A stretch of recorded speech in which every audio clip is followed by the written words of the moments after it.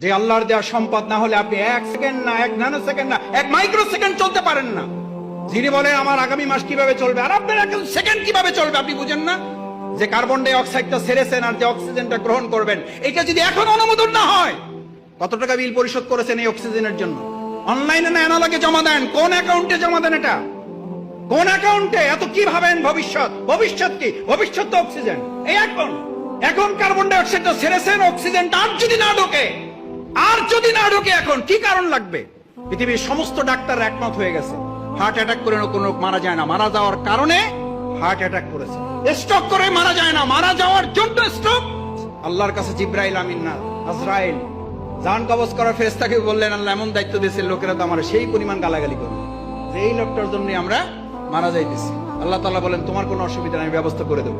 লোকেরা তোমার কথা মনেও রাখবে না, তোমার কথা স্মরণও করবে না, তোমার উচ্চারণও করবে না। ওরা